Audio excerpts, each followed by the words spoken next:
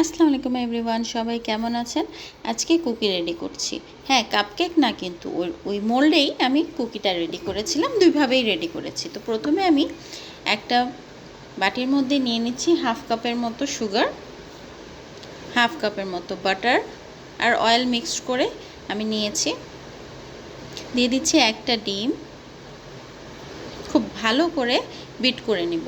দিয়ে দিচ্ছি 1 চা চামচের মতো, ভরে 1 চামচের মতো ভ্যানিলা পাউডার। তারপরে দিয়ে দিচ্ছি 1 চামচ বেকিং পাউডার আর হাফ চামচের মতো বেকিং সোডা। দিয়ে দিচ্ছি চকলেট ইমালশন। এখন খুব ভালো মতো বিট করে নিব। তারপরে অ্যাড করে দিচ্ছি 1.5 কাপের মতো ময়দা। আমি এখানে ময়দাটা ইউজ করেছি কুকিং জন্য।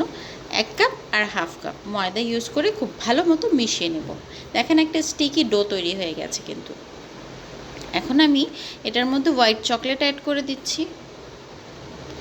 আমি এটাতে এই মোল্ডে ইউজ করেছি যাতে তাড়াতাড়ি 12টা একবারে রেডি করে ফেলা যায়, কুকির মতো করেও রেডি করে ফেলা যায়।